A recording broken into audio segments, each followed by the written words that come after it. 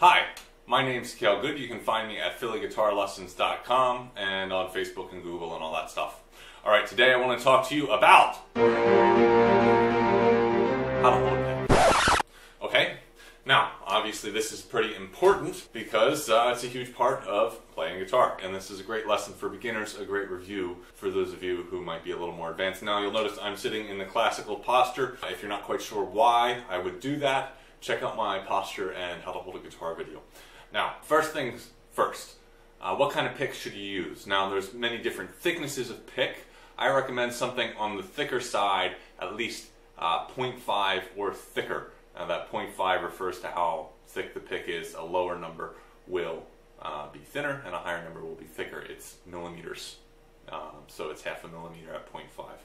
The reason I recommend thicker pick is that thinner pick bends a lot more and can allow some sloppiness in your skill development that I'll discuss in a second. Now, the big thing not to do with the pick, we've got this glorious opposable thumb. Helps us do a whole lot of things, and a lot of people just want to grab that pick right in that opposable thumb and play away. And that works all right, but if you'll notice, and it's kind of hard to see in the video here, but if you look at the angle my arm has to take to get that pick nice and square on the strings, all right, it's actually pretty stiff and awkward. We don't want that. What we want instead is to have our wrist be straighter, not like this, but more like this, so that it can be loose and easily flex along this joint. Notice that if I just have my hand kind of sitting here like this, and my thumb rests right there, that's how we want to hold the pick, all right? So I've got a loose fist, all right, you can see, but what I'm going to do is I'm going to take this loose fist, and I'm going to have the pick here, and I'm just going to stick the pick somewhere on the, on the tip of my first finger, just covering up the tip there, all right, and then I bring it in, there's that loose fist, and I hold it with my thumb. It's kind of a clamping action.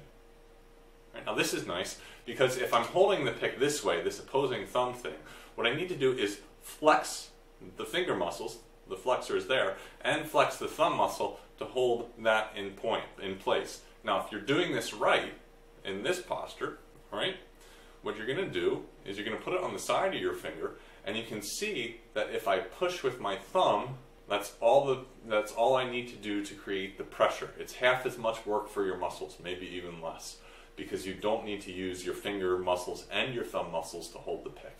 Now, you want the point of the pick pointing straight into the guitar. All right? So, you'll have your arm aligned here, wrist is relatively straight, hand is loose, get it on there on the first finger, clamp down with that, and hold it tight there. All right? And then you've got a nice position.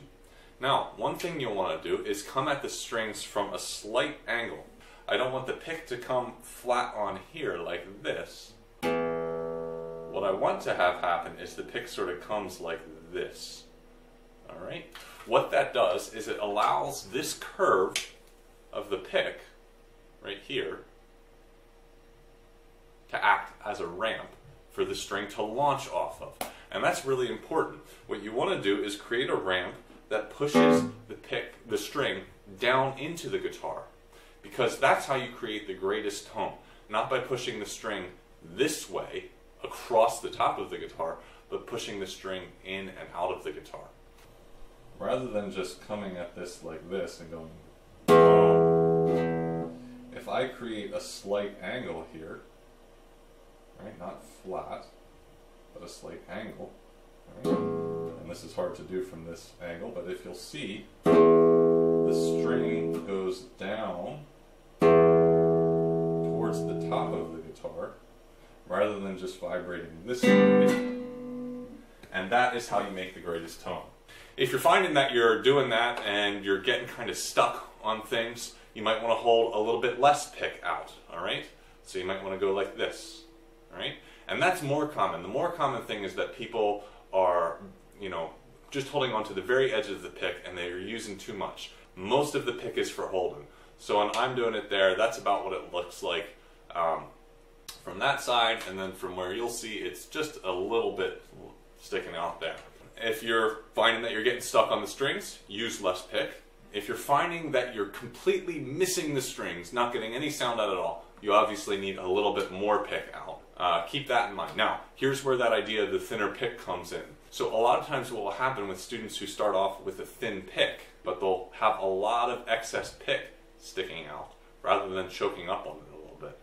And because the pick's so thin, they can get through the string comfortably because the pick flexes and it makes up for their bad technique. It allows them to play with the bad technique. And then that becomes problematic later on because when you're using a pick like that, it's kind of difficult to know exactly when the string is going to release, and it creates all sorts of issues with sort of synchronization. Now, certainly there are plenty of very accomplished players who play with them, but I would certainly recommend starting off with something a little bit thicker to help avoid those problems in the long run. One last note. Okay, now I've got pretty big hands here, and you'll notice when I'm holding the pick like this, like I normally do, that these fingers stick out below the pick. And that means that if I keep this loose wrist position, my fingers are going to hit the strings before the pick does. And so actually when I'm strumming, I have this loose fingers here. I actually tend to open them up a little bit, and you can see that the hand is loose, all right, to avoid the strings there. Now, depending on the size of your hands and how everything lines up, you may or may not need to do that. But if you're finding that you have to clamp your fingers in to avoid the strings, I'd rather you relax them out a little bit more. For me and my body, that feels slightly less tense, and less tense is always good. All right, that's it for now. Please come back for more. If you like the video, subscribe. PhillyGuitarLessons.com, Facebook, YouTube, you know the drill. Thanks.